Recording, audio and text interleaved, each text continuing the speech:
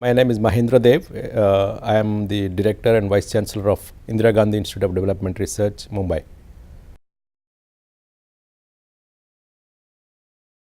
At the outset, I may mention that agriculture and nutrition, agriculture impact on nutrition depends on many factors. So we need a multi-pronged strategy, like agriculture. It depends on the agriculture, health, women's empowerment, sanitation, drinking water. All these factors are important. But the linkages between agriculture and nutrition in India, very little work has been done. So this topic of agriculture and nutrition linkages is a low-hanging fruit. So we need more work on this. And on your question of what agriculture can contribute to the maternal and child nutrition, one way of looking it is through the agriculture pathways to nutrition. For example, IFPRI has done these pathways. There are 7 pathways to link agriculture and nutrition, like the source of food, income effect, price effect, and also the diversification effect, and the women empowerment. There are 3 points on women empowerment. So one in Indian context, how do you look at on these linkages between agriculture and nutrition? The agriculture in India, because although the share of agriculture in gross domestic product is lower, but the employment share is still high. It's about 50% or so. So the livelihoods of majority of Indian population depend on agriculture. So obviously all these effects will help in reducing undernutrition in India. Because agriculture growth helps in improving the farmers their availability of production, and then increasing the purchasing power of them, and then it leads to diversified foods and also price stabilization. Low prices to consumers, agriculture growth can help. And similarly, demand for labor, for rural labor and all agriculture laborers can increase. So that's how it has livelihood impact, price impact, and women empowerment impact. And recently, IFPRI has done this Global Hunger Index report 2014. There they showed that the undernutrition in India declined from 43% in 2005-06 to 30% in 2013-14. So IFPRI report has said that the programs like ICDS, Integrated Child Development Schemes, and also the Rural Health Mission and Public Distribution System, MG Narega is the National Rural Employment Guarantee Act. All this they enhanced the expenditure, and also efficiency has increased in these programs. But in my view, apart from these programs, agriculture growth also helped in improving the nutrition among children and women, because agriculture growth was about 4% per annum during 11th five-year plan from 2007 to 12. So that also helped. How agriculture growth helped? Because agriculture growth has spread to more rain-fed areas, low productivity regions, and also some of the programs like National Food Security Mission, National Horticulture Mission, and the ATMA, Agriculture Technology Management Agency, and we call RKVY, Rashtriya Krishi Vikas Yojana, which is a very innovative program because it gives freedom to states whatever they want to do. So these programs also helped improving the agriculture growth, and which in turn helped the nutrition. And also the second one is on the price impact. As you know, the food inflation in India was some time back, it was 20% also. It has come down now to 7 to 8%, but the impact it had on food inflation was good, because non-cereals also has increased, because inflation, the consumption patterns of the people, including the poor, have been changing from cereals to non-cereals. So as a result, it has the price effect also. And lastly, two things. One is the impact on small farmers, also because India has 5% or small and marginal farmers. So it had impact on them because their productivity also increased because of these programs. And lastly, on women's empowerment, also because women in agriculture is important, becoming important. Almost 70 to 80% of women in rural areas are dependent on agriculture, whereas men are migrating. So as a result, the how do you help the women in agriculture is important for improving the nutrition in India.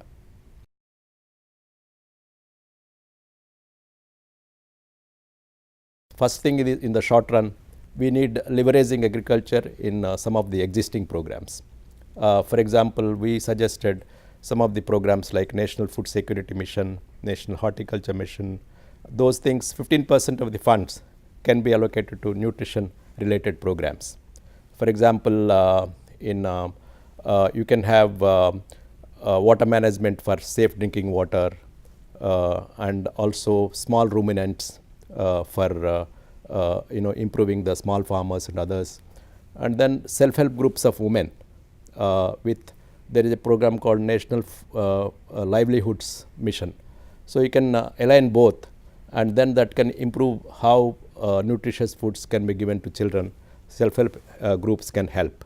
And similarly, how do you have at the Panchayat Raj institutions, those are the local councils, how they can help improving the agriculture and nutrition.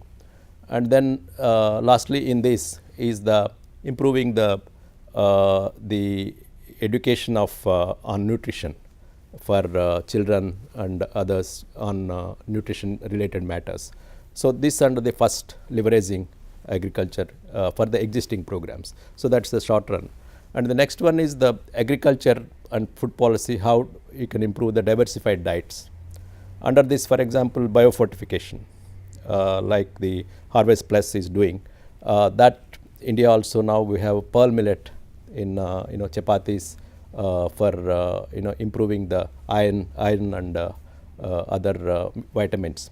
So, but also apart from biofortified crops, we can have naturally biofortified crops like this we call it moringa drumsticks in India it's called. So some of those crops without you put in the biofortified things, they are naturally biofortified.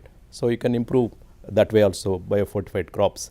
And also food processing, how do you do more nutritious kind of thing under the agriculture food policies. And also the other policies are to improve the overall diversified foods under agriculture. One more important thing is the agriculture marketing, because the present government is thinking of doing unified agriculture market, because what's happening is because of a lot of middlemen, for example, you take tomatoes or potatoes, you need for example, farmers get 1 rupee per kilogram, but in the market we buy for 40 rupees per kilogram. So the lot of it in the middlemen get the most of the percentages. So how do we avoid that middleman? Marketing reforms or and trade are important for this. And lastly, the women policies towards women's agriculture, because most of the policies are towards men, because if you take the land property rights, they are more towards men. So how do you change that thing? And then the credit, marketing, those kind of things, how do you have policies for which will help the women more. So these are the things needed in the short run as well as long run. And then also price policy. I mean, I was chairman of Agriculture Price Commission. We have more bias towards rice and wheat. So how do you change this policy towards non-cereal foods, so that more diversified crops can be there. And lastly, in this we have some of the programs like MG Narega, public works programs. How do you create assets so that agriculture can be helped and also nutrition can be helped? So in the short run, the leveraging agriculture programs, and in the long run you need technology institutions to have more towards diversified diets and more towards women's improvement of women's agriculture. See, there are 3 disconnects in Indian regarding agriculture nutrition. The first disconnect is data disconnect, because we have agriculture data doesn't have nutrition data. Nutrition data doesn't have agriculture. So that disconnect should be removed. More agriculture nutrition combined together. Second disconnect is the collaboration between agriculturists and nutritionists.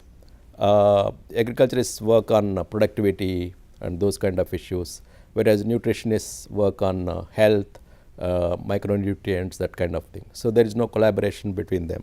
So that's happening now, but more needed. The third disconnect is at policy level, because the department's convergence is not there, because agriculture department works in isolation, in silos, and the other departments work. So these disconnects should be removed. So more research is needed on that. 2011, IFPRI organized a big conference on agriculture, nutrition, health. So since then, lots of research projects have come up, including LANSA, leveraging agriculture nutrition in South Asia, A4NH of IFPRI, and then we are also doing, IFPRI has done TANDI, tackling agriculture and nutrition disconnect in India. So we are doing TANDI 2 under Gates Foundation. So lots of research is coming up. So under TANDI 2, what is happening is we are trying to remove this disconnect. The first aspect is that we have the IFPRI has done at macro level and disconnect between agriculture and nutrition. So we are looking at much more disaggregate level and with the existing data and mapping of different district level and all, see what is happening between agriculture and nutrition. And we are also using village level data from ICRISAT. And the second component is, as I mentioned earlier, we have existing programs in India on agriculture. How these existing programs like National Food Security Mission and other programs can help nutrition. So we are looking at the second component, and we are also having a big survey with the help of National Institute of Nutrition from Hyderabad. Basically, as I said earlier, there is a disconnect between data, agriculture, nutrition.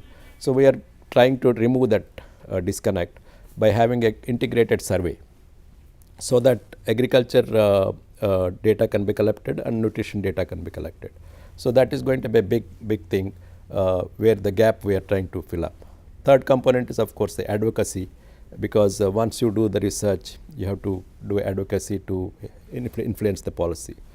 Coming to some of the areas where there is a gap, one is what is the impact of agriculture on small farmers and their nutrition, and what is the impact of agriculture on women's, because women's agriculture can have sometimes negative effects, because there can be double burden or triple burden on women, because they have to do agriculture work, household work, and other carrying water and firewood, all this. So whether it is having a nutritional impact or negative impacts, so that kind of research is needed.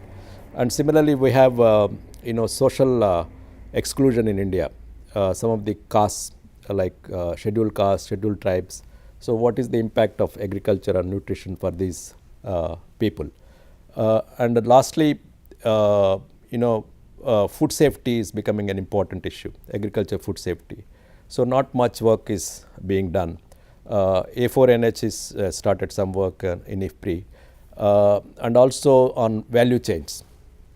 Value chains, because from production to distribution, marketing, and food processing, how the agriculture can be improved to improve the nutrition. And lastly, on agriculture and health also, not much work has been done, like the zoonotic diseases, and also women, when they go to agriculture, a lot of pesticides they use.